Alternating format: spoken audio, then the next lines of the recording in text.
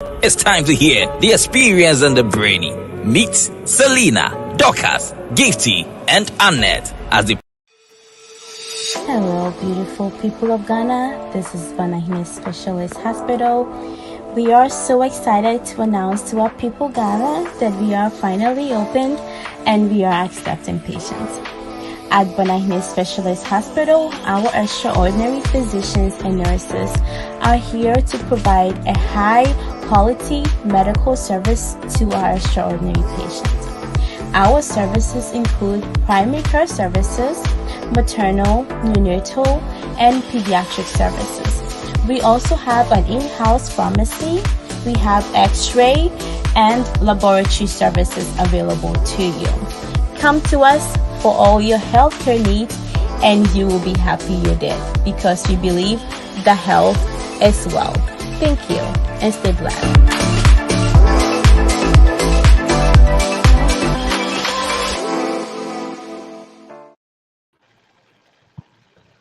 Ladies and gentlemen, thank you again. Thank you guys for joining us today. As we always appreciate you guys, those on Facebook, those on our YouTube channels, those streaming live on our radio station. We really appreciate you guys for being here with us again. I'm your host, and as usual, we do have King and Misty from all the way from Ghana. Today is May the 26th, and as we always come with a lot of promise and a lot of things to discuss today. So it's also going to be fun. Today's going to be it's going to be a day with a lot of information, a lot of ideas, and as usual, we do want to hear what you guys think. But as we start off our show, almost every day we do start off with what we call sad but funny. I mean, funny, sad, but 100% true. And today we are actually going to look at self development when it comes to ourselves as an African unit, the continent of Africa. And this is actually like a slide. If I can get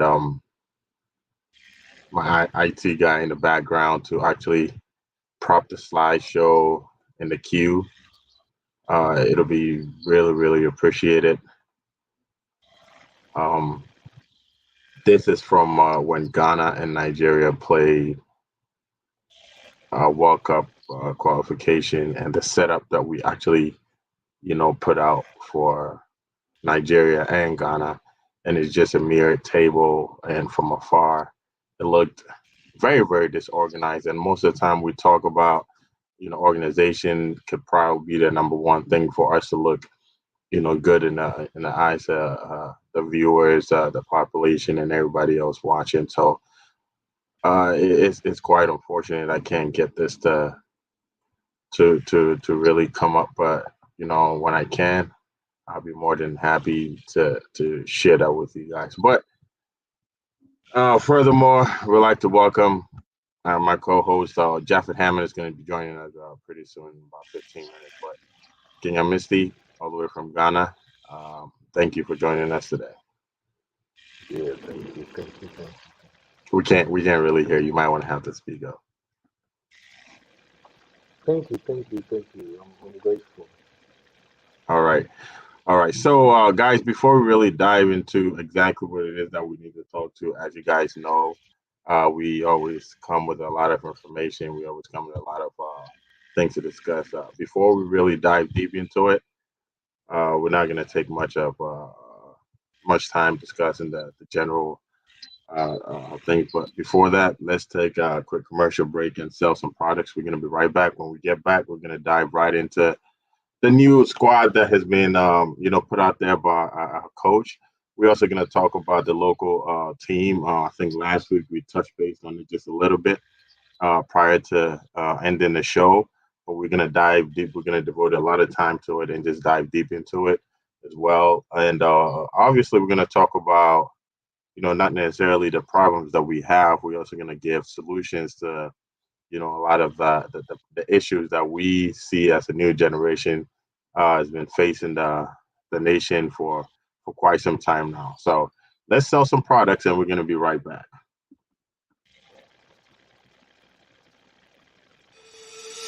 Hello, beautiful people of Ghana. This is Banahine Specialist Hospital.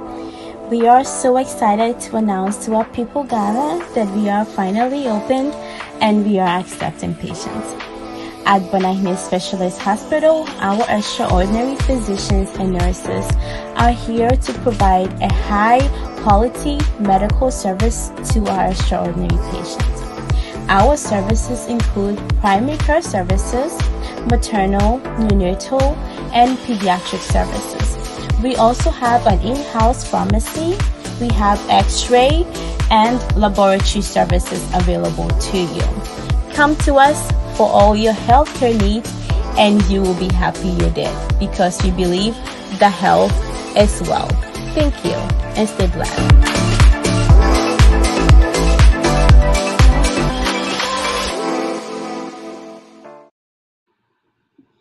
Welcome back once again. Misty, I'm gonna hand this over to you. I actually want you to get us started. I think most of the time I actually keep things moving, but today we just want to switch things up. I'm looking at my other screens I have in front of me, and as you guys know, the squad for I think it's see reason why I'm so excited about this is it's something that we've been talking about for so long, right? And I'm happy because the way that we actually, or from my point of view or perspective, that we talked about is actually just came up, right? So as you know, and having a famous name in Ghana, Kwesi, as you know, there has been the squad for the AFCON qualifications and the Four Nation tournament in Japan, as you know, and you have seen the squad. I like to have your take on it if you've actually seen it. Okay, so good day to our listeners on Facebook and YouTube. I'll go straight into the squad. My the squad is a relatively predictable squad. I wasn't expecting any new name for now because um, these are the boys who I think majority of them are playing the World Cup. About maybe 13 or 14 names will play in the World Cup. So I'm sure we are still in the team building process. We'll have to wait for the Hudson Odres, Edin Ketia, and Co to have their nationality switch to play. So as we've been talking about in the past few weeks, we've had lucky for us, we have about two players in the local league who've been called up into the squad. Well, most likely they will not feature in the squad, but definitely in the Four Nation tournament in Japan, they will be part of the team. Will they make it to the World Cup? I'm not sure. I'm not sure. Mm. But because with uh, Daniel Fie Bane, who was in the under 20 AFCON that Ghana won, has Mm. been on home with the Hasselhoff for some weeks now, and I don't see him to be the finished product striker that we are looking for. So definitely, I don't think he'll make it to the World Cup. And also with the winger or the yes, what's this guy's name? He plays for Britain, Augustine Okra. um, Augustine Okra. Augustine Okra has been on and off lately, and it seems I'm a bit surprised with his inclusion into the squad because there's one player with Ash Gold, Yao Ano, who is on top form. He currently has about 16 goals in the local league, but wasn't called for a reason I don't know. Augustine Okra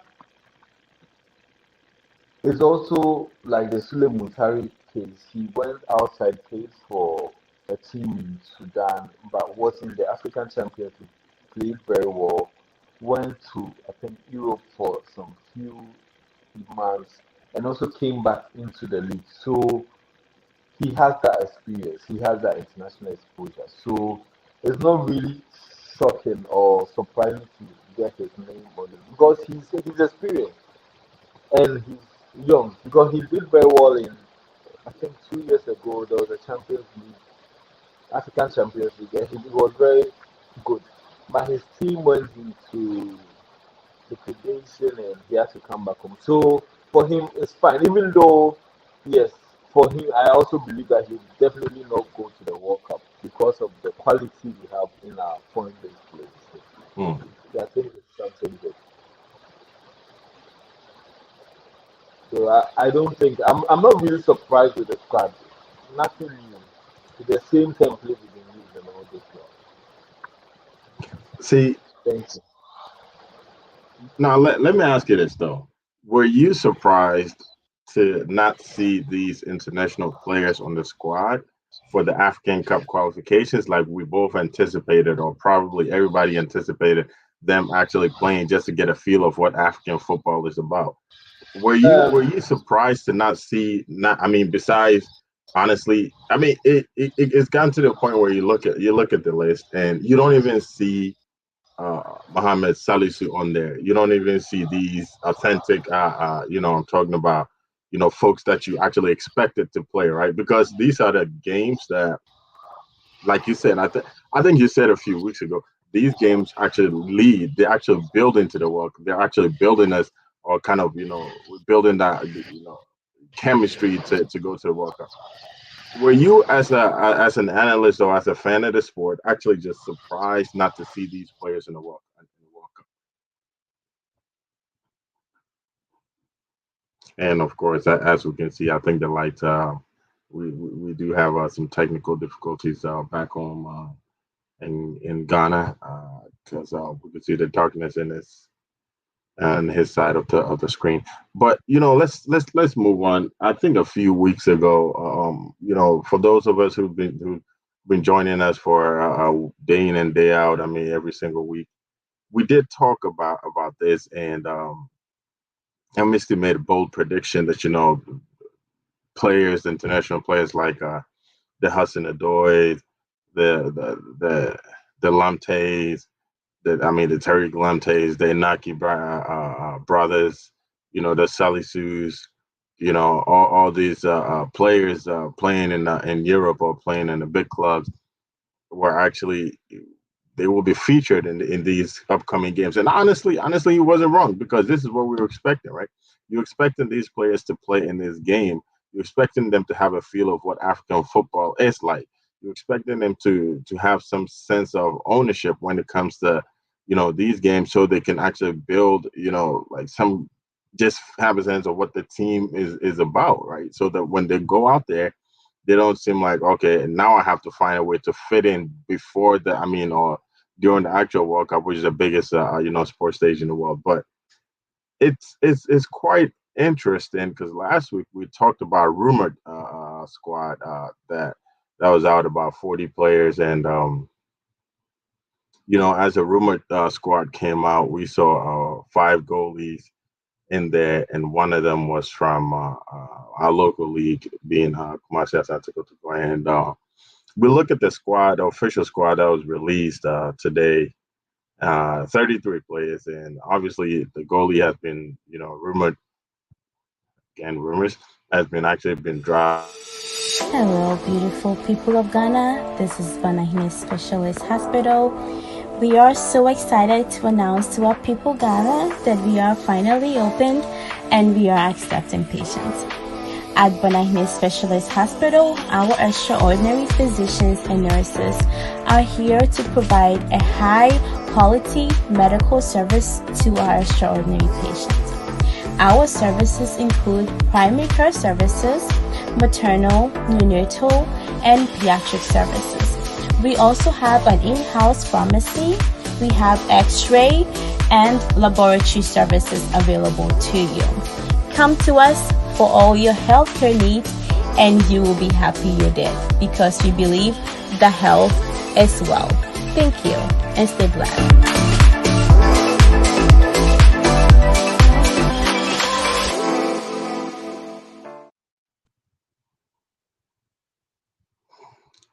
Jeff, welcome. Um, I'm glad that you're here. But in terms of what we were discussing before you joined us, I think we lost a Misty due to um, Doomsaw in Ghana. So I think he literally just lost electricity. But this is what we're talking about from the beginning. This is the section of our show where we said from the beginning it is sad but painfully Yeah, true, and this is the presentation that we have is a presentation that we actually have of the media day. This is the setup that we have. Um, you know, during the last game of the Ghana and Nigeria World Cup qualification, and Jeff is quite unfortunate because you can't really see the lower section of the Nigerian picture, but it's just a common table, and at some No, point, I players. Well, there you go. At some point, players were complaining. The player was complaining about, and the coaches were complaining about table wobbling. And this one thing that I want to touch upon. Is there something that we can do, like, or is it a mindset, or is it is it a mindset, or is it a situation that we're in that we have not really uh been able to kind of get ourselves out of, or is it content, or is it a mindset? That's pretty much because Sam, this looks very bad. I mean, come uh, on. it's horrible, and it's beyond just mindset. There's a lot of things to play, right? But uh, and like always saying things where if you look at how football or national teams outside of Africa are run, right? If with the mindset of this, it starts. This is a business. Once you start, even just out of the gate, start thinking like that, there are certain things that you begin putting in place. There's an accountability, there, business processes that you begin putting in place that have certain outcomes naturally. If you start off running like a business, if you started off running like it's some organization, some community, almost like an HOA or something like that, people don't come to a level of same magnitude that they could a business. Right? And I think that's where it starts. So it's not necessarily like Ghanaian, right? There are certain things that we just don't approach it with the right mentality in the Mm, way where it's like when it's yeah, ball, and all we're thinking about is all that matters is what happens on the pitch, right? And the mhm, reason why we can never get to perform at the level of football or professionalism that every other country, most other countries out there are performing is because they don't approach it that way. Yes, there's what happens on the pitch, but there's an understanding that there's a whole organization built around it, right? When mm, you look at other countries, like not trying to necessarily use Ghana as a scapegoat, right? But when you look at like European, North American, Asian, South American, football national teams, right? The, there's almost like they have a P&L, like a profit and loss like model, where it's like they're looking at it as this is a business. There are expected outcomes, not just on the pitch, but even with the business. And that's the reason why they have marketing departments. That's the reason why they have professional, journalists and press corps and people who are hired and paid and are on contract to do certain things. Because that's how it starts off. You mm, come to you come to Ghana specifically. I'm not going to speak to other African countries, right? First of all, there isn't even an expectation that the GFA is supposed to turn a profit. Nonetheless, balance out their balance sheet at the end of the year. There isn't that expectation because what? When they need money, the Ministry of Sports and Youth at some point, I think it was like Ghana Petroleum, the GIPC was like funding them, regardless mhm, regardless of how they're doing professionally, regardless of how they're doing from a sporting standpoint, from a business standpoint, from a marketing standpoint, regardless of what they're doing, they're funded. So when somebody's in that role where it's like no matter what they do, they're getting that there isn't that accountability structure in place, you can expect from them. Like you get things like this because no one is taking it and waking up in every morning and approaching this as it's my job. It's my professional career that is also on the line, right?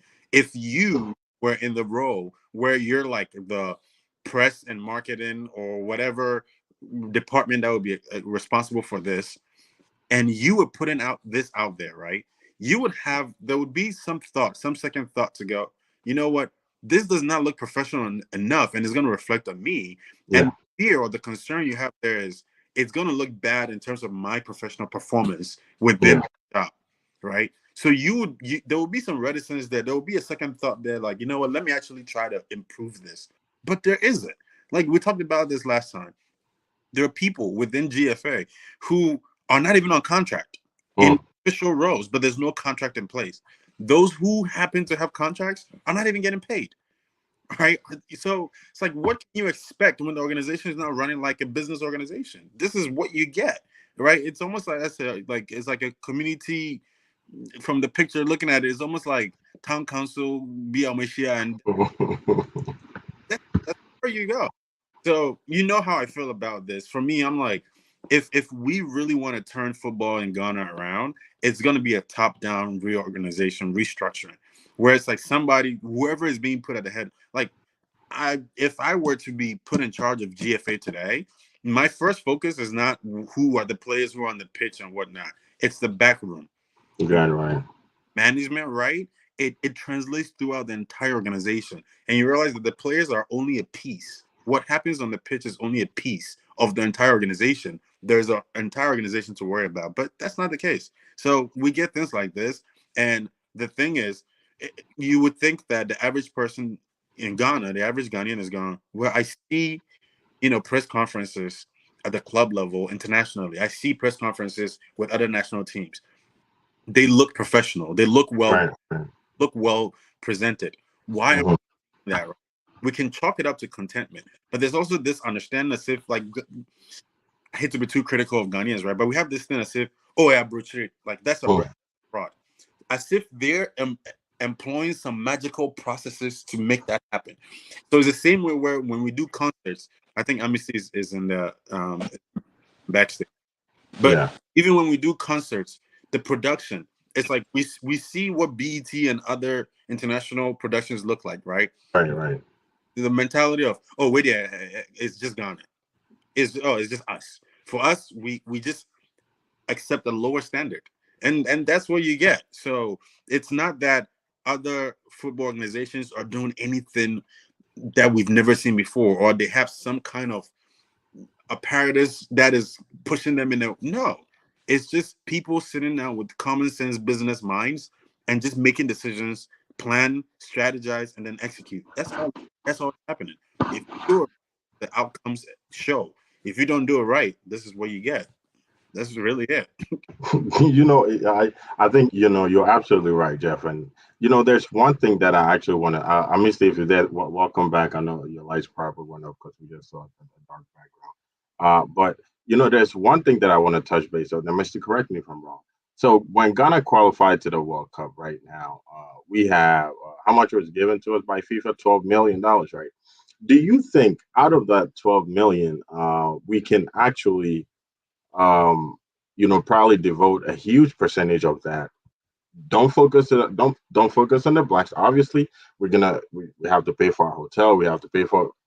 Do you think we need to actually stop sending fans from different countries to Qatar to go support us? We need to actually let the fans come into the stadium, buy their own tickets and everything. Do you think we're not at a point where we can actually spend this money that has been given to us by FIFA to pay for the fans? Do you think we need to devote that money to actually develop our team locally, or invest all that into? I mean, if you're on there, you can probably go first on this one. Do you think we need to devote all that money into the Black Star, given the fact that it was given to us by FIFA for the Black Stars?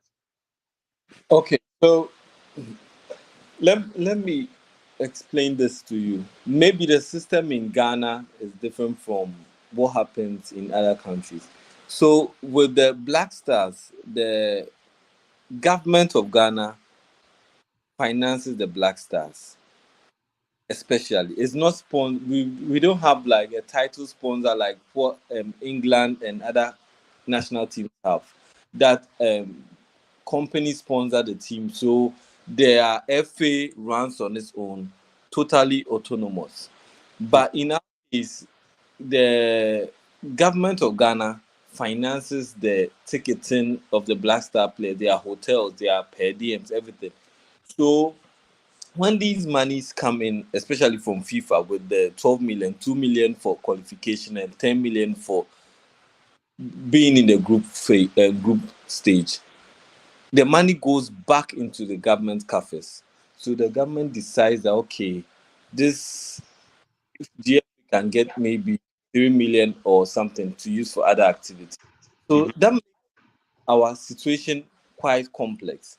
If we go, and this has been issues in the past where people and a lot of people keep on telling the GFA, look for sponsors, finance your own effort, don't go to the government, so that the government doesn't have an interference or anything. So it becomes a solely autonomous GFA where you manage, you buy your own tickets and everything. So if these monies come in from FIFA, it goes to the FA. So use it for development purposes. So in our case, we still have to go back to the government to say, okay, now let's use these monies for this, then that. I remember in 2010 or from the 2006 World Cup, this is what happened. So after, okay, that was the 2010 World Cup. We had 8 million cedis from the World Cup, and the government gave GFA about $2 million, $8 million from the World Cup. And the government gave GFA about $2 million to manage its activities. And guess what? Instead of building thefts and other or helping the lower leagues, and the GFA went to buy pickups for their regional FAs. And these are some of the things we use the money, and those are issues that all boils down to the administration and those in charge and their mission and vision for Ghana football. Understand? I have a question, right? And I think I'm actually very glad. I think from what he said, Jeff, we all have lots of questions, but go. Yes. You but the first question is there any policy in anything that stops GFA from generating revenue on their own? Never. There's no. That is the thing. You see, our issue with the FA, they've become very lazy. You see, in our local league for the past 5 or 6 years, we've not had a local league sponsorship. And I repeat, we don't have a title sponsor for our league. So now, fine, right? So sponsorship is one way to make money, right? Mm. So professional when it comes to how the revenue models for like sports teams and whatnot. Yeah. But sponsorships is one way, right? And this is the reality of it, right? At the end of the day, whoever is sponsoring you, they expect a return on that investment. It's an investment, right? Yeah. And right now, because of the structure that the government is the investor, they expect a return. So if you go and you play well and FIFA goes, here's 12 million, the government goes, bring it here, because the one who's paying you, right? So why is it that we're so tethered to the government, right? Before we even get into the money of it, what stops the GFA from just breaking away from the government? And this is me asking as in I really don't know. Yes, and a lot, and this question has been asked a lot of times, and that is what we all don't know what the GFA is doing.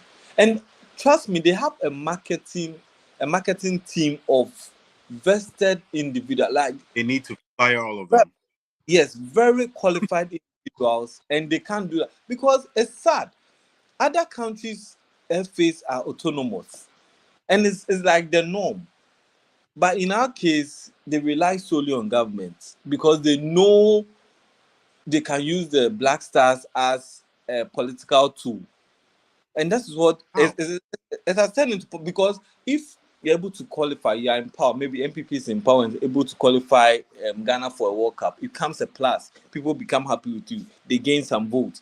So now they are leveraging on this Black Stars issue. And yes, I would say Black because the national team's issue, and go to the government and say, okay, now we need money we are going for qualifiers. Kindly give us about 300,000 for preparation and things, because they know government is ready to sponsor or support because if Black Stars are not able to qualify for a World Cup or an AFCON or don't perform, it goes against the government politically. So that's their strategy. They become lazy. Well, the other thing, and then I think as you're saying, and as I am learning and understanding it better, we as Ghanaians are also to blame. Like we expect the GFA, it's almost like we expect the government to wean the GFA off from their coffers, right? But for some odd reason, we as and that this has to be unique to either Ghana or a few countries, have managed to associate performance on the pitch to political parties. What? Like I've never heard my first time hearing this. Qualifying for a major tournament is a Yeah. political tool in Ghana. I'm telling you. And actually, the political parties stand on campaign and rallies and use it against each other. So that is why this 2022 World Cup was a big deal for the MPP. They were able, so it was up to Gabriel Chidaku to go and look for Chris Hilton to come and coach the Black Stars. So even selection of the coach with the Otuado and Chris Hilton thing, I'm sure you guys might have read a lot of things. There was a battle between the government who had Chris Hilton's back and the FA who wanted Otuado to be the coach. So all these things are there. It's a big thing, you know. And if we are in the World Cup, everyone is happy. Ghana is happy, and we talk less about issues, the real issues in the country, where with the economy, with the social That reason floods and other things. So that's why that government, the yes. attention span of the average Ghanaian, this might be true, unfortunately, but like, is the attention span of the average Ghanaian that short that it's like if Ghana were to go to the World Cup, make it to the semifinals, and beat Brazil, we'll forget the fact that we're flooded in Accra? Or Yeah. wow, And you remember Mahama, our past president, said that Ghanaians are short. We have a short memory. We tend to forget early. So, and that's what they are leveraging on. It's normal. You know, usually the football atmosphere in Ghana is that deep that when we are in the World Cup and we are playing,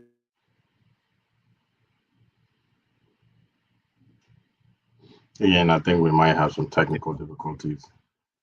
no one was Again. even talking about the yeah. e-levy issues, the other issues, social amenities issues that we are facing and other things. So yeah, that is quite true because I was surprised just qualifying for a World Cup 2-3 weeks, everyone on radio programs. Yes, well,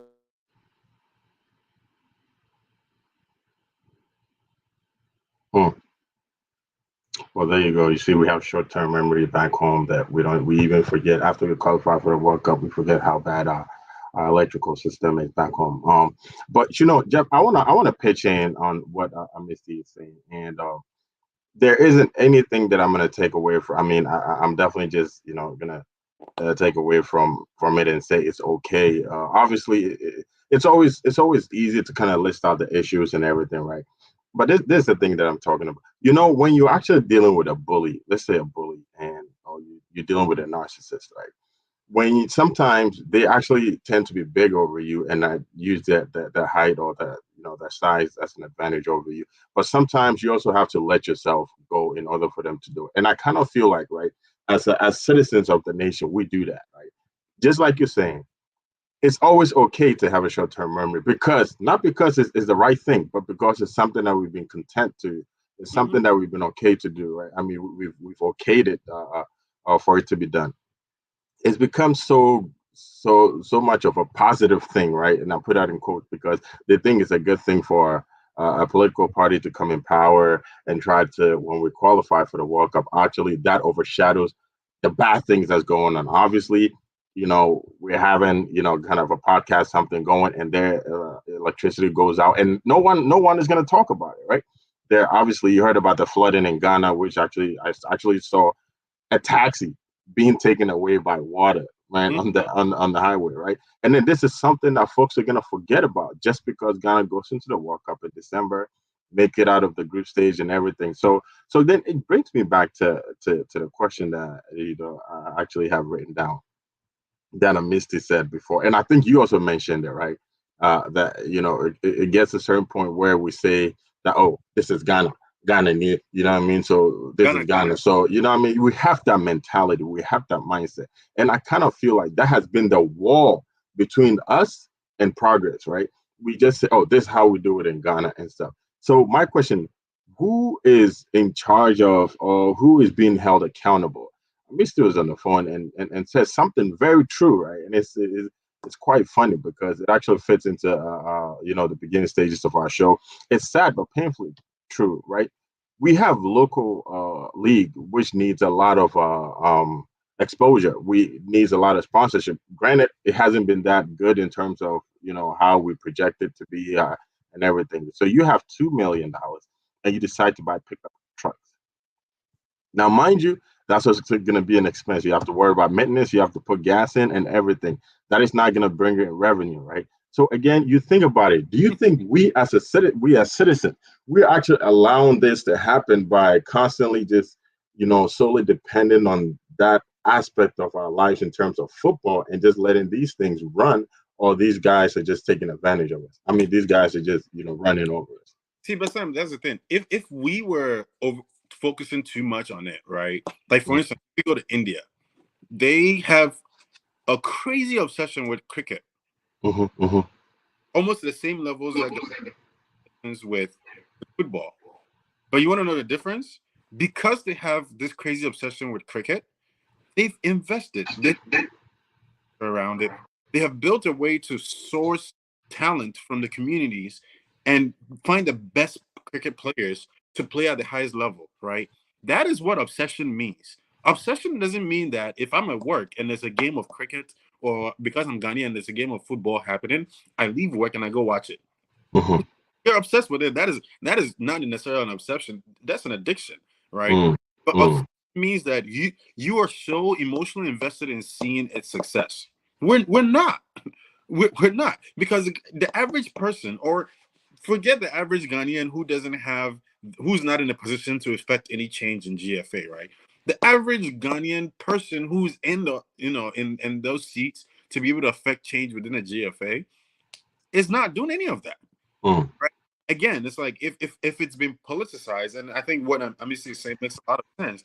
If it's been politicized, then whichever political party is in place, whatever administration is in place, is thinking on solutions on a 4 to 8 year basis. They're not thinking on a 20, 30, 50-year basis. No, because I just need to make it good enough so that I'm good come the next election cycle. I don't need to make it good for 20 years, because the other thing is, if I invest so much of my time and my energy and my money in making it good for the next 20 years, and I don't win and come back into power in 4 years, the credit goes to my opponent.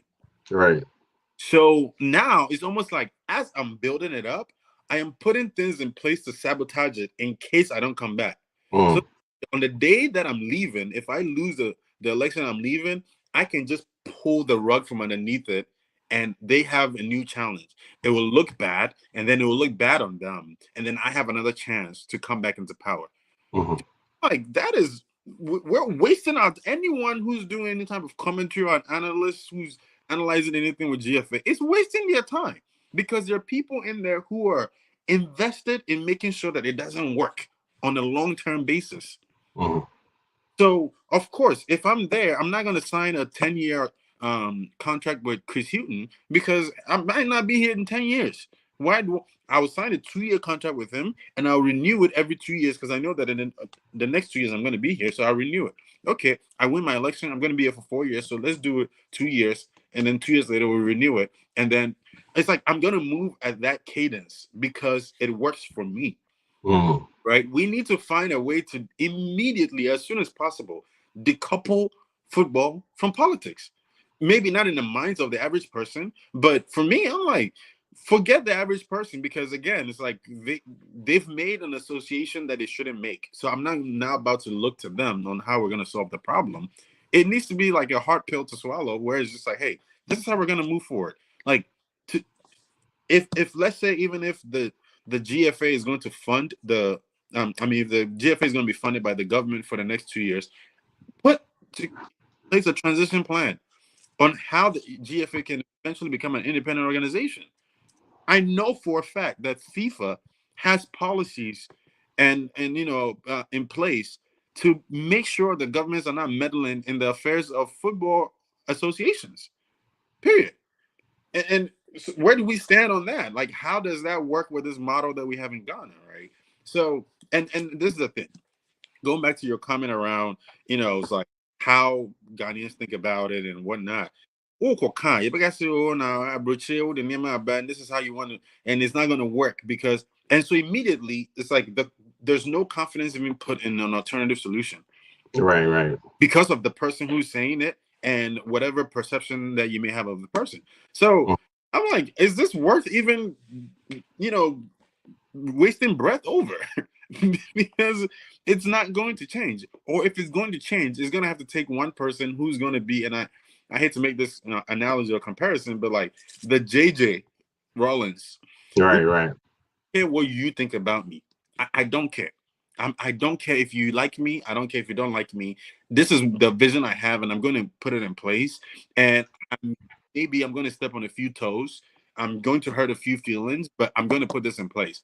You need almost that mentality to rid people off this association to the government. That's just really it. Well, you know what? If we actually gonna, talk about it, we're probably just gonna waste all the time. But I want to move on to the next section. Let me see if you're back online. Just let me know. I want to Yeah, I'm move on here. to the next section. Diverting from this political influence that we have.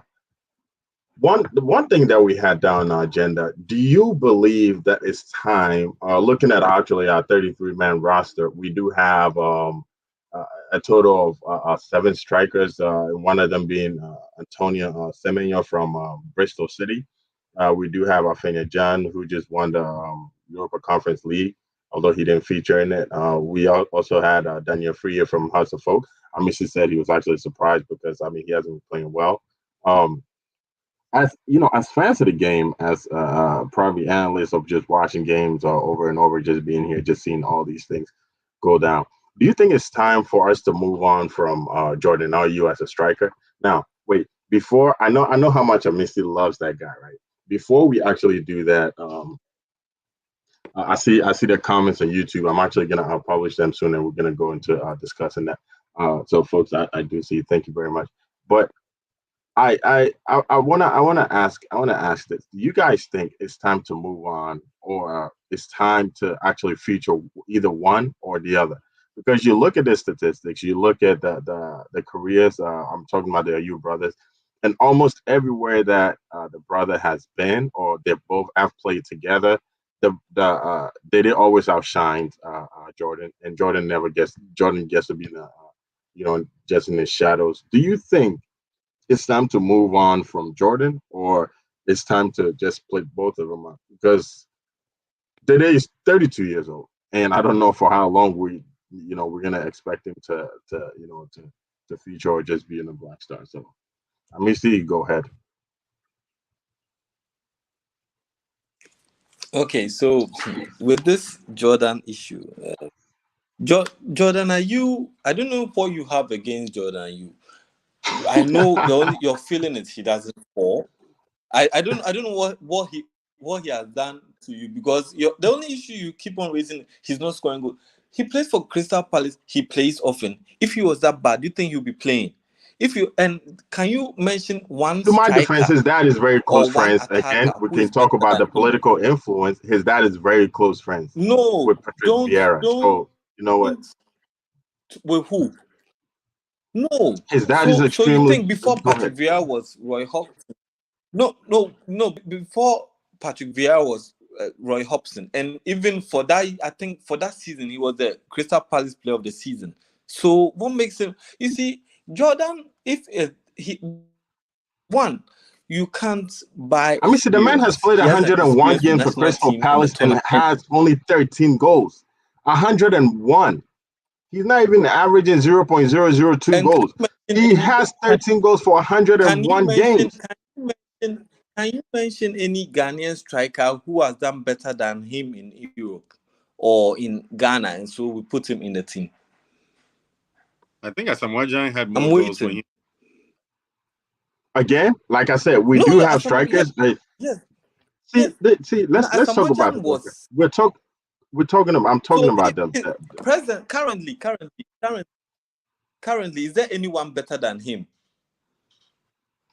Currently, wait, are we dependent on solely on him? Yeah. Jeff, I think you've said this thing before, right? We solely dependent on history, or we solely dependent on now and the future, right? No, This is what I'm talking about. We have 7 now. Yes. I mean, so do you know So how many games he now? Do you know how many games he has played for Ghana as of now? 78. Mm-hmm. You know how many goals he has? Mm-hmm. 18. I guarantee you, if Harry Kane has played 18 games, 78 games. Matter of fact, even if he has played like 60 games with 18 goals, he'll be under scrutiny. Oh, should we bench Harry Kane? Should we bring in a young striker? And Should we bring in Tammy Abraham? And you know the thing. Yes. No, you know the thing. You know the thing. You know the thing. I like how you always are in support of the Black Star, especially when it comes to him, as opposed to again being in support of me and my own personal opinion, being in support of the the progress of the nation, right? This person, I'm not saying that I'm not saying he needs to be cut off. My question is, do you think that both of them don't need to be on the same team? Because anytime he's in a team with, have you noticed every time they both play, Jordan gets scrutinized a lot more than Dede Ayew, regardless of how Dede plays. Dede got a red card, and that's all we talked about. But Jordan played in that game, and no one talked about how good he was. Or have you noticed that? So again, we have young strike. I don't care about what he's done. He played for Crystal Palace. He was a player of the game. You know how many goals he had that season? I think he had like 9 goals or something that season. That's a sole striker who played majority of the season. 101 games, 13 goals since 2019. 101. Sam, I think the thing that Amisi is saying, which I'm forced to agree with him, is if not him, who? Right? No. The point I'm trying to make is, yes, you might find one sole player out there, Ghanaian, maybe eligible for the national team, who may have scored more goals and has a more goal percentage than he does. But the thing is, at the end of the day, it's like we all know about how like the public and all of that is. Every year, every tournament, how players are selected and all of that, right? Mm-hmm. Once we look past all of that, once the dust settles and we get like today, we got a squad, right? Mm-hmm. And that's all the players we have. When I'm saying if not him, who? It's within who we have access to right now. Who is playing right now? For instance, if Salisu had committed to playing for AFCON, we would have had some luck in the defense, and all of that. But he wasn't. So for me, the moment he said he's not playing, not being selected, he's not part of the conversation anymore. So for who are part of the conversation, if not him, who? And again, I can list out all the players. Like I said, we do have Daniel, a free year. But to you, and see, that's the thing, right? Everybody's gonna have their own. Everyone is gonna have their own, perception about the player and everything. I've seen Daniel Free highlights. I've seen him play. I've actually, taken my time to watch House of Folk games, and I don't think he's such a horrible striker. I just feel like he's not being fed the ball, from the middle or from the wings, wherever he likes to play. He's always chasing the ball, to kick the ball to the corner, like chase it. Now, that is the kind of player that he is, and I don't think with the right coaching staff, I think he could be the person that we need. We have Afenya Jan, who's been playing phenomenal at AS Roma. Well, I don't know. Kwesiotri came back. I don't know. We have Antonio Semenya, and we both know, all three of us know the kind of striker that he is. Benjamin Tete, I really don't know much about, but Brandon Menu, we all know the kind of player that he is. So I just listed at least 4 players, and Ghana never plays with at least more than one striker. So you're telling me that we can have one person that we can just mold into the kind of striker that we want in the likes of Asamoah Gyan? And that's what I'm like, yes. If we're talking about the future, right? For me, Jordan Ayew is not the future of Ghana football, right? But yes. So when are we going to move on from him? Yeah, but that's the thing. It's like, what, a bird in hand is better than 2 in the bush, right? Right. You watched the World Cup qualifier, both legs with leading the what's it called, the line, right? Mm-hmm. And he didn't score any goals, right? Right. I'm saying it that way because I don't want to just bring I don't want to whittle down all his performances. Oh, he didn't score goals. Oh, but he didn't score any goals, right?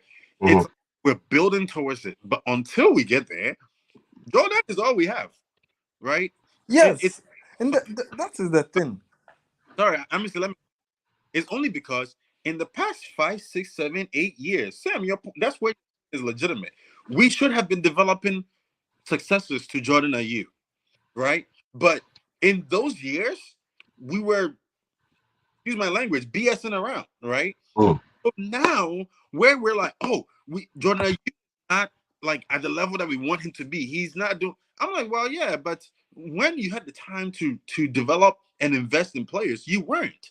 So right now we're here. Yes, for the future, can we invest in Afinajan? All of these players you're mentioning, and be able to eventually have somebody who's going to replace him effectively? Yes, let's do that starting now. But for some reason, Ghana relied so much on Asamoah Gyan that even to the point of people were still wanting him to come back. This year, in the year of our Lord 2022.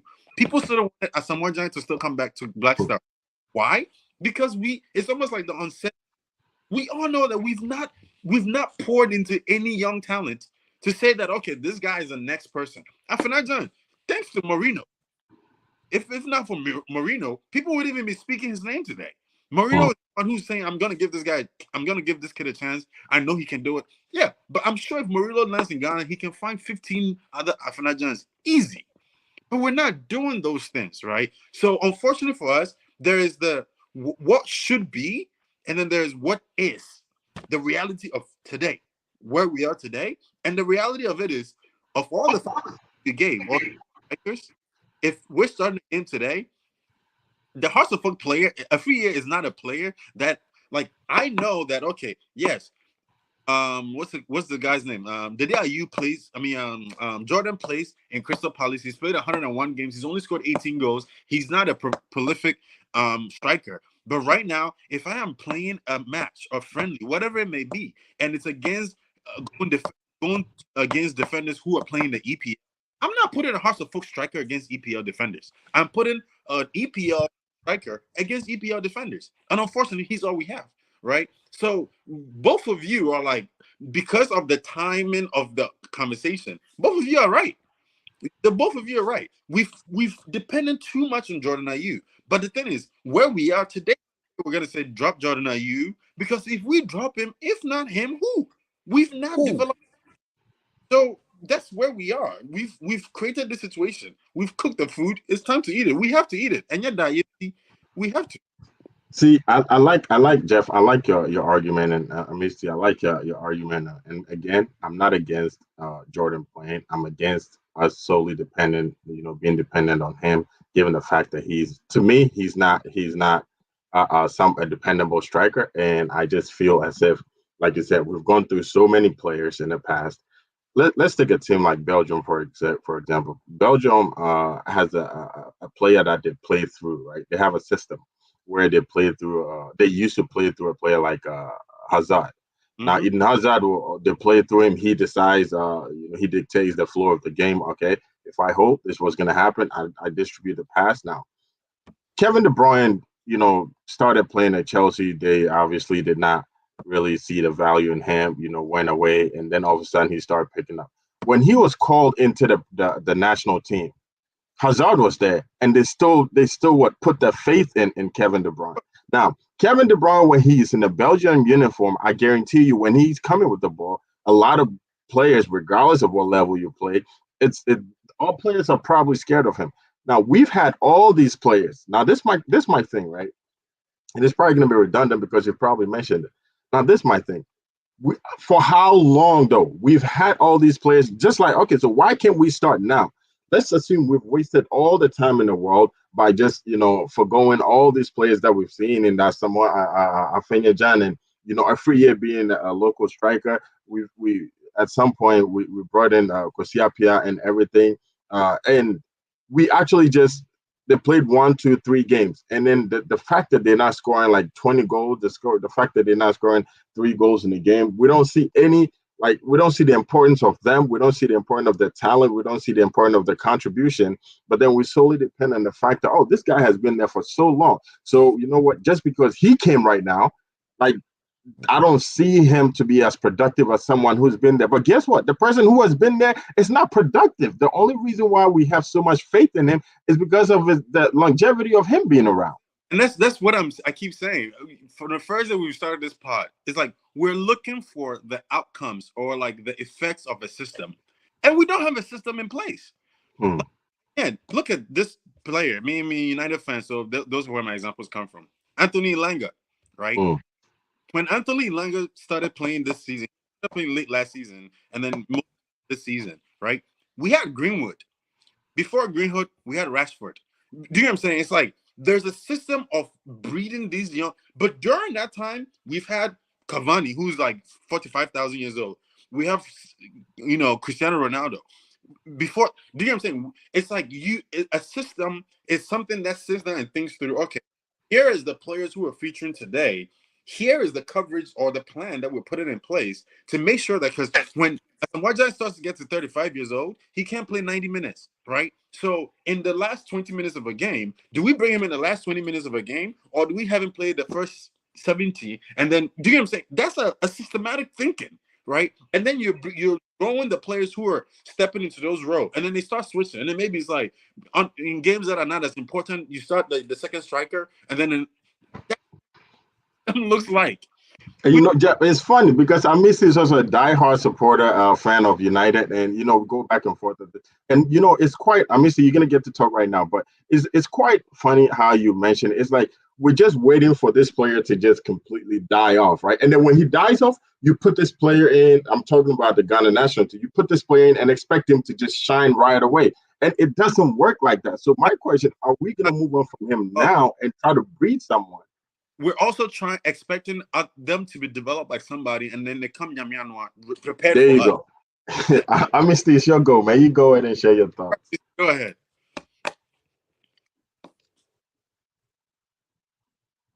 Hello, Mister. Are you there? I think we may have lost him again. Yeah, I think we may have lost him. So let's go back to our comment section. Actually, so Francis Freeman said it's Choba sitting. Look at the height of the table. Obviously, we're talking about the presentation of the AFCON. The media day. You're right. It is Choba sitting. Actually, no. Yeah. It's okay. So yeah, go ahead. Yes, there's nobody. I'm sorry. You said there's nobody. I think he when he's talking. Yeah, as I was saying earlier. Yeah. There's nobody.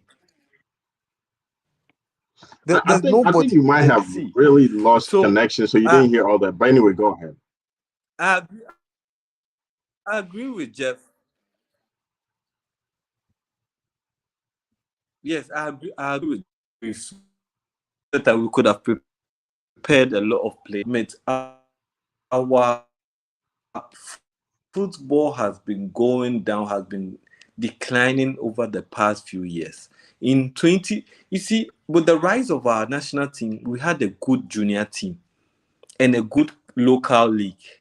But for some years now, our league and our youth teams have gone down. I remember the last time the Ghana under-17 team qualified for the African tournament. I remember the last time our under-20 performed very well in the world stage. You understand? So our things have been bad. That's why we've not had a replacement for Jordan. If you remember, Adia performed very well in the 2009 World Cup, which we won, and was sent straight to the World Cup. And he was supposed to be the replacement for Asamoah. After the World Cup, he went straight to Thailand to play football. He did the AC Milan, knew that he didn't make the cut, went straight to Thailand to play football. His football went down. Ransford say the same issue. So there have been players who have been promising, but where do they end up? Football careers go down. So our football hasn't been good. Let's not joke about it. We've gone down. That is why Jordan hasn't had a replacement yet. That is why Jordan is still playing. And that is why Jordan will play in the World Cup. So wait, You let me ask you understand? this. So someone plays a game, and obviously his form drops or everything, and we don't have the decency to. You think is wrong to just call him back into the National League and probably just try to lift his actual work on him because of the talent that he has or the promise that he's shown prior, right? So you think going from a league, going from the League One, going to the Italian league, going to what is it, going to the Premier League, going to Fenerbahce, Turkey, now going down to outside. Yeah, that's a roller coaster of the AIU, right? And now Mm-hmm. he plays for the national team, and that's okay. Do you think the same form that he played at Swansea? Do you think the same form that he played at West Ham? Do you think the same form that he played, in the Premier League is the same form that he has playing in outside? But we still call him, right? No. And No, that's when I feel like, Okay. be- So go so ahead. so sometimes we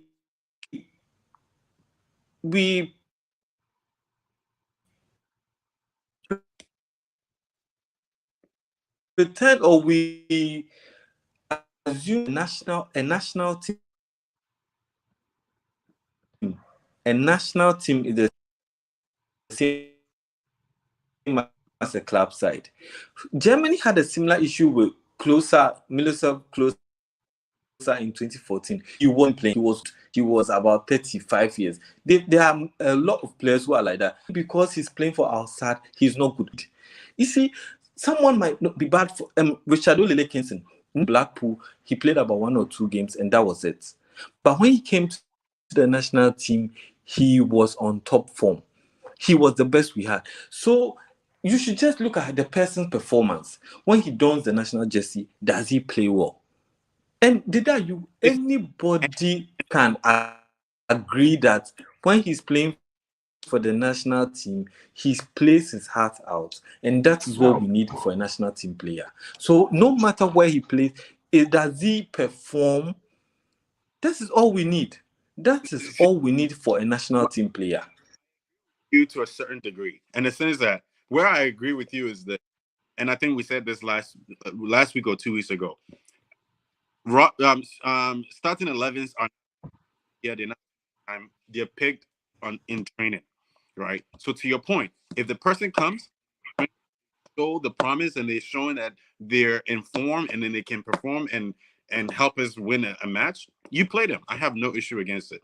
But the other part of your argument that I have an issue with is this: if, and I say this all the time, take Tariq Lamptey. He's not the number one choice right now of Brighton Albion. He's not, right. He's not, he was never going to get in the England national, right. But the thing is, when he does play, he's at right back. He's going against Luis Diaz or Sadio if they're playing, Liverpool. Going against like established players that he's going to meet at the international level for sure. The AIU is playing DJ Khaled FC or whatever, in Arabia or wherever. The people he's going against, he is bossing them around, right? Now, it's good for your ego, it's your personal development. But if you're against subpar players on a day in, day, right?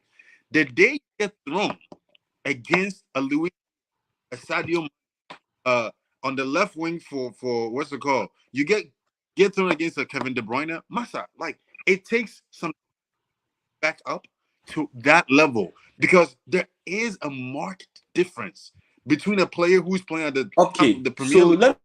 can I give you an example? That's just the truth. Yeah, Mister, go ahead.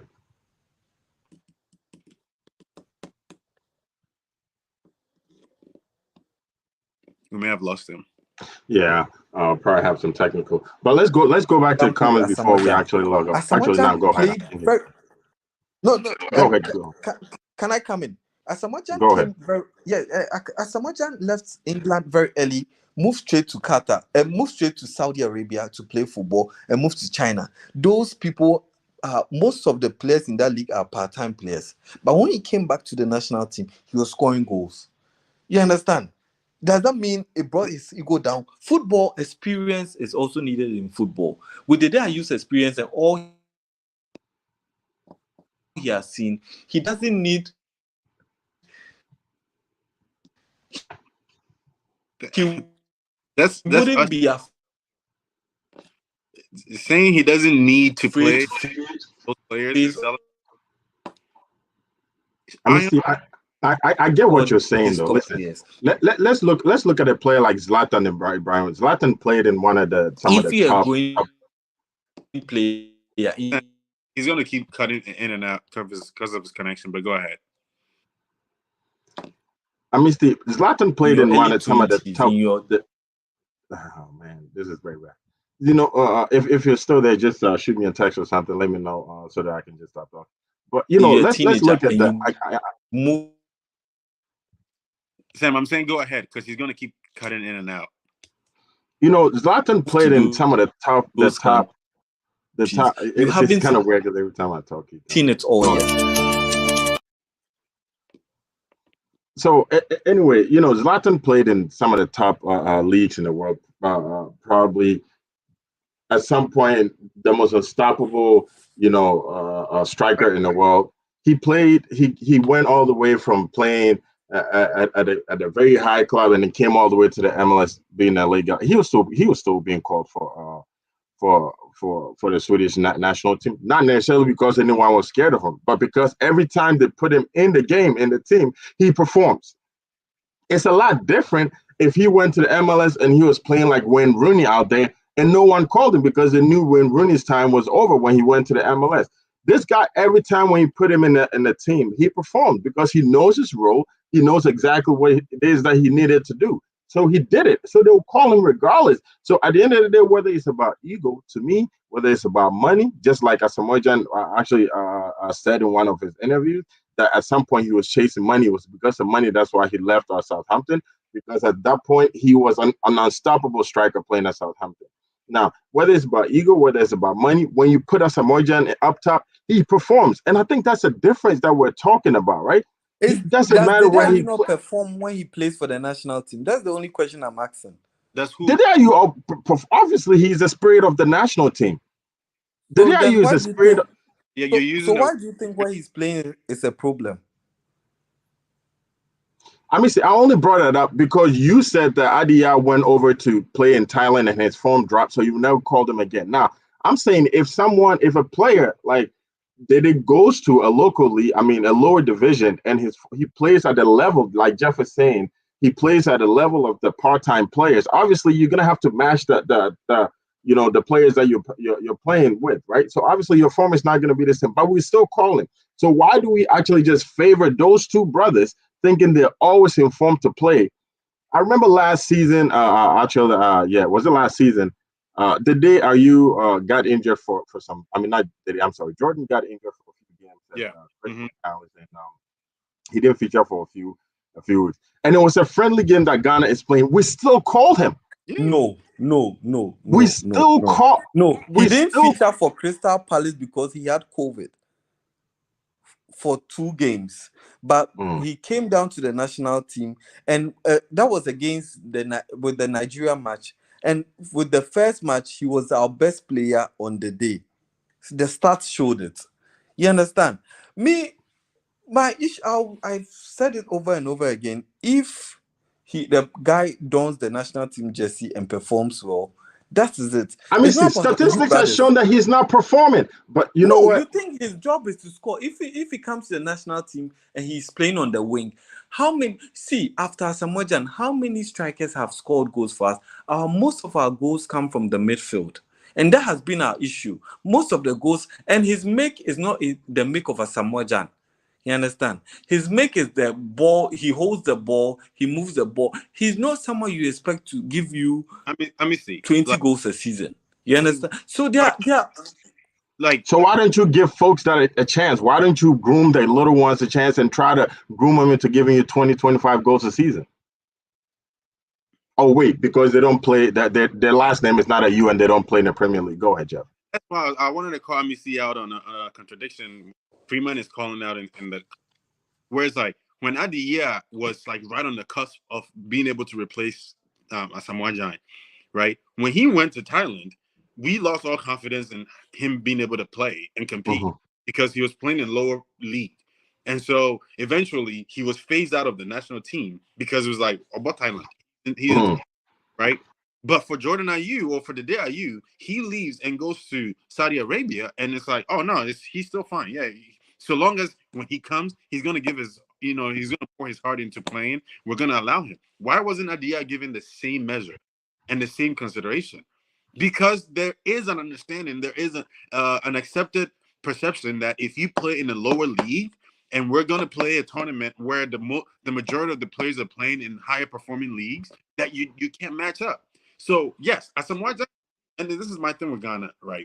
When it comes to Asamoah Gyan is an anomaly. Like the kind of and the reason why I say that, not necessarily just because of him, the kind of goals that Asamoah Gyan scored, he scored goals in a systemless system. We can't replicate that, right? For me, I'm like, I want to say that we can replicate, and that's what I did for Ghana, right? That's why I starting to realize what he was doing for Ghana, and kind of appreciate it. But now that he's too old to deliver that, continuously, now we want to go find the next Asamoah Gyan. It's like the next Alex Ferguson. You would never find another Asamoah Gyan. Asamoah Gyan was scoring goals when he shouldn't have been scoring goals. He was forcing goals. Like I think we're watching when he was the goal he scored against Uruguay. One of the goals he scored against Uruguay. It was just like he was not getting the service he needed, but he was still figuring out ways. Now the thing is, when somebody comes and we still play a bad system behind them, but they can't find their way. Like look at Fernandes during the matches against Nigeria, for instance. Like our first third play defense, A1, right?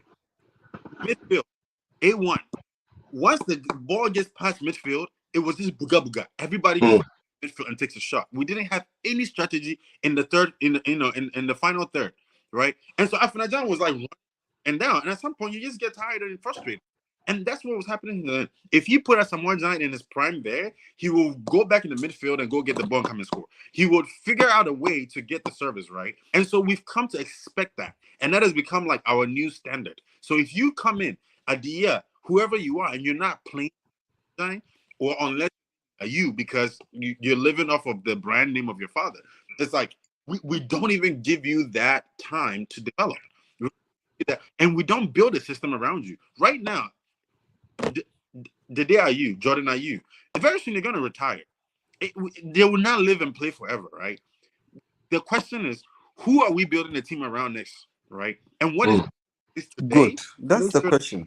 We built a system around. And I mean, that's the answer that we're all looking for. Exactly what Jeff said. We don't have the answer. We don't have a specific player that we're building a team around, because we don't want to look outside of what we have right now and say, you know what, let's look at why the heck is Wakaso still on the team? This guy said he's 31, and we all know that's a damn lie.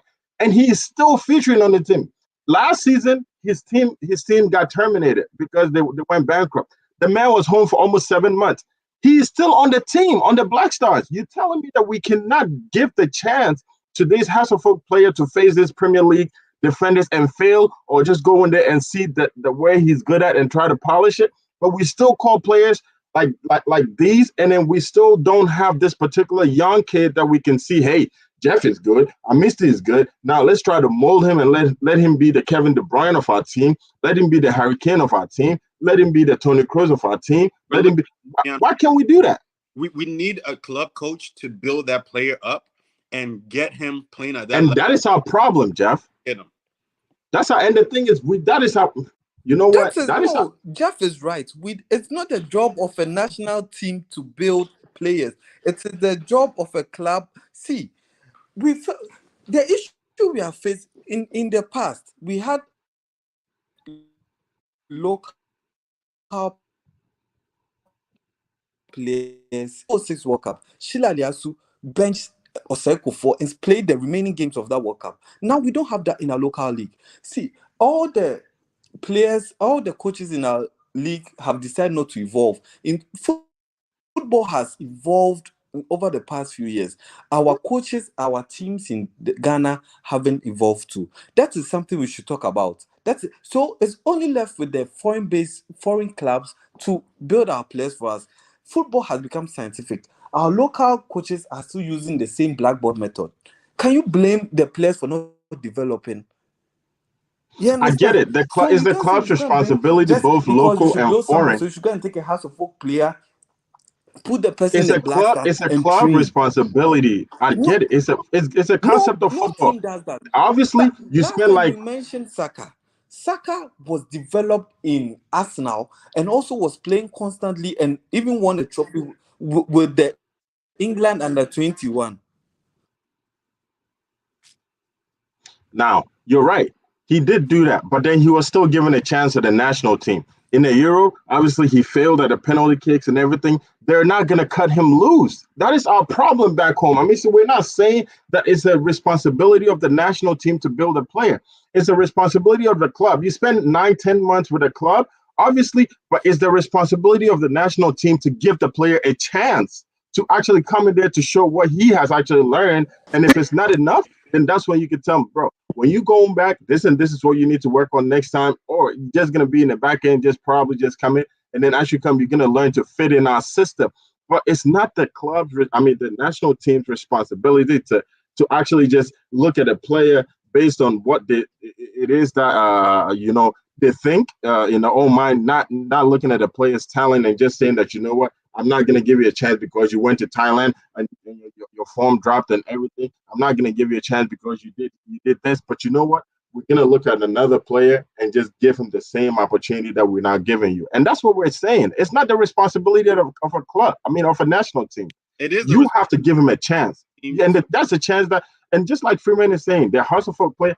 We have not given Daniel Freer a chance to actually just attack, at a national team level for him to know that, okay, this is what he's good at. We haven't given anybody a chance. So whatever he's doing at a local club, this is not going to, kind of relate to the national team because no chance is given. And I know we're the last minute of this, but I have to register the fact that I looked at this the Otoado squad, and I don't know if it was the act of God. I didn't notice Wakaso, and on right now, and I'm going back and I'm looking at it. I'm like, to your point, right, Sam, and to everybody's point, really, Wakaso being on this list, who is not on the list who's supposed to be here? Whose position is this taken away? Right? Mm, Could have an opportunity to identify a star for the next yeah. years of to play for the next 10-15 years for Ghana. And this might have been the opportunity. This summer might be the opportunity to identify this talent, and we're playing Wakaso. We're still playing Wakaso. So for me, also Daniel Free is on the squad, but it's like if we continue, and I think one point that Freeman raised, which we've not talked about, and we talked about this when the whole issue came up with Salisu and all of that, is the taxon that we have, is the way we select players, is how players are identified and committed to the national teams. To me, it all goes back to the management. I feel like I would drop out of my job and go apply for GFA boss. Because, like the opportunity is there to be able to run this so effectively, but then for some reason it's just not. Like for Amisi to speak on and intelligently about how the government and the influence the government is and the kind of interface the government has with GFA, but still not be able to give an intelligent response around why GFA has said that connection still exists. Like somebody needs to break that.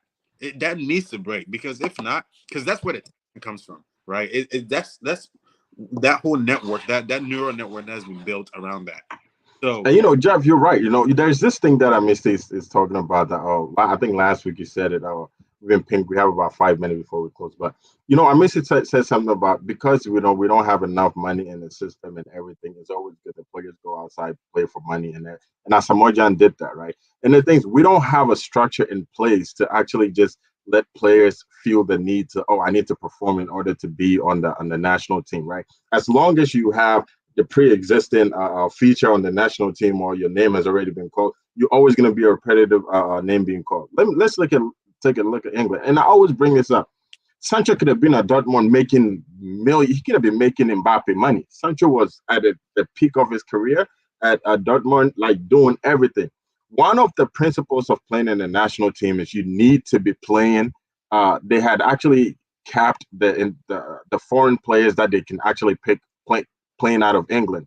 So Sancho was not going to make the cut. Obviously, if they have three players that play out of England, they had already selected the three players. So Sancho was not going to make the cut. That was the same reason why Tammy Abraham's agent worked so hard for him to stay in the Premier League, but Chelsea was not willing to face Tammy Abraham. So they said, nah, he has to go out. And that's why he's working so hard to come back. Not necessarily because he's not getting the money, not necessarily because he's not getting playtime, but because he's motivated to play for the national team. You know what I mean? So it's not, it doesn't matter exactly what it is. Like, that model works for a country, really works for like Spain, Italy, England, like Germany and France, the 5 top European leagues. Because Masa, if you're Poland and you're forcing your FA to only pick local players, Masa, like you're not your pick of the bunch is not great. And we're in that position. You put something like that in place. Brazil is in the same position. Exactly. Brazil has 99% of their players playing in Europe. Mm-hmm. So you think it's bad? I'm just saying, you can't compare Brazilian football. Brazil goes out and they have success. Brazilian put themselves out there. Vinicius came out playing beach football, and they actually do involve themselves in the beach football. They have programs that actually expose exactly what it is they're doing. We don't do that. Just like you're saying, we spent $2 million on pickups. You spend $2 million when you can use it to expose. So the thing is, the talent is there, and then there's a way that we need to expose it. It's not about that. The talent, how are we going to expose it in order for people to, or in order for us to see that? So I propose, if we have time, we talk about how to. That's exactly what's going to be on our agenda next week. Our local league better. See, I can even start from now. A lot of things have changed. I keep on repeating. In the past, we had huge companies owning clubs in the Premier League. Mm-hmm. We had the Power FC owned by the ECG, Electricity Company of Ghana. We had Gapoha FC owned by Ghana Port. So they were paying the players through the company's policy. So the players were earning good. They had hostels and other accommodation and academies for the players. All these things have died down. You understand? So our local league is not like how it was in the past. Right. The reason those things have died down is because they're not sustainable. You have a separate entity that is fueling money into your business as a football, association or a football club, and expect them to just pour money no matter what. Right. To me, it's like clubs we have to learn GFA as we're talking about GFA. All of those operations and the revenue generating operations need to. You don't need to. You need to be a standalone entity with your own P&L. Like sponsorships are you as an entity signing a partnership and agreement with a second entity. It's not necessarily that entity coming in just to finance and fund everything that you're doing. And I think that model is what we need to revisit and really think through if it's working. It's not even if it's working. It's what do we need to replace it with, because it's not working. Great. So you're saying the right. So we need to evolve. The world has changed. Those times, I remember, I'm sure Kwame Nkrumah's time had those government interference controlling the coach, paying the coach, because of course the GFA wasn't that big now. Football has evolved. GFA should be independent. GFA should be autonomous, have their own team. Do you know the national team coach is paid by the Ghana government? Yeah. So I me that if the president says put this player and you're not going to sack this coach, you're not going to sack the coach. Misty, I want to ask you, let's table this question for next week. Obviously, if you have to dig deep, there's another program that needs to come up. Let's table this. What is the point? And this is something I need you guys to write down. Maybe we can. What is the point of the GFA? What is their role? And do they actually serve a purpose? And even two, does the government need to get involved in our sports?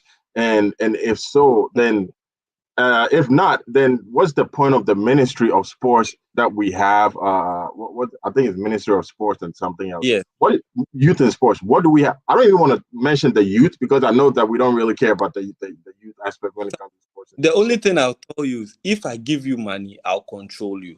What's so. What's the point of us having a GFA? What's the point of having that thing? We should look at that. We should look at that. What's the point of us having a GFA? Who can find sponsorship? Who can develop the local league? Who can develop the academies? Who can do all these things? That is the issue we should talk about. Sam, while we're on the topics, issues we should be talking about, please put it on the agenda for next week. The Puma shirts. We need to talk about it next week. The what? Puma 4 shirts and all the Puma shirts, the jersey, Puma jersey. Oh yeah, I mean obviously that's also, and I think Jeff, you brought this up a few weeks ago, if not a month or two ago, about sponsorship and everything, especially by jersey sales and everything. That could be another way of revenue. Obviously, we're gonna talk about that. Stadium ticket sales, partnerships. Like there's so many revenue models. It's like, and this is me not saying this out of experience. This is me saying this from Google, right? There's so many different like revenue models that clubs can tap into. NBA clubs in the U.S., NFL clubs in the U.S., football clubs in Europe, and all over the world. No one is there today. Deloitte, Sam, you and I work for Deloitte. Deloitte releases the Deloitte Money League thing every year. And they show which teams are the highest revenue generating teams. These teams are being run as companies. Because what happens on the pitch is only 15 to 20% of what makes up a team, of what makes up a club. But for Ghana, it's literally the money aspect of it is handled by the government. And so they control everything. And then everybody else is focused on what's happening on the pitch. And that's why there's so much to do. There's so much corruption around player selection and all of that. And I think all of those things are things that we need to kind of like figure out what model works for us. I'm not necessarily saying we should run GFA or the national team like Manchester United or some other club. At some point, Jeff, if that's going to work, we need to, because we've been doing this. And I think it's Misty has been talking about it. We've been doing this thing, this same consistent thing for so long. And guess what? The consistency is not even like, it's not ascending. It keeps descending. So why do we keep doing it? So even if we're going to run it like Reading, even if we're going to run it like Watford or even Bristol City, and then it's just going to, keep giving us some kind of profit or anything, I think it's good. Misty, I'd like you to give your last thought before we close for the day. Okay, so what I'll say is we need to work. GFA needs a lot of work. GFA is a messed up institution, corruption-wise. The sports ministry is a messed up institution, but go ahead. The sports ministry is a political ministry. They'll do what they want. They'll do anything to their advantage. GFA should be autonomous. Every year FIFA gives every member state, I think, $2 million for administrative purpose. Where does the money go? Or $2 or $3 million every year? We can Google it and see where does the money go to. We all don't know. They'll tell you, okay, we ran training programs for our coaches. We did this. You don't see anything going on. GFA needs a lot of work. I'm on the talk pickups. Pickup and computers. They'll tell you they bought computers 24. They did this. And they play even have good football boots to play with. They don't even have good fields to play with. You understand? So they're not GFA. Well, I think we all want what's best for the nation. But once again, we do want to thank you guys. On Facebook, watching us, for the comments coming through on Facebook, our viewers on Facebook, YouTube, and also our radio, audio subscribers and listeners as well. We would like to end the show here as we've actually gone over time by 30 minutes. Next week, we do have a lot to discuss. Obviously, talk about Jeff brought up our jersey. Sponsorship. We're going to talk about GFA's purpose. We're also going to talk about ways to improve our local league, as we all want Ghana. So until we actually meet again, thank you guys for watching, and we'll see you guys next week. Thank you, Jeff, and thank you, Thank you. Hello, beautiful people of Ghana. This is Banahine Specialist Hospital. We are so excited to announce to our people Ghana that we are finally opened and we are accepting patients. At Bonahime Specialist Hospital, our extraordinary physicians and nurses are here to provide a high-quality medical service to our extraordinary patients. Our services include primary care services, maternal, neonatal, and pediatric services. We also have an in-house pharmacy. We have x-ray and laboratory services available to you. Come to us for all your healthcare needs, and you will be happy you did, because we believe the health is wealth. Thank you, and stay blessed.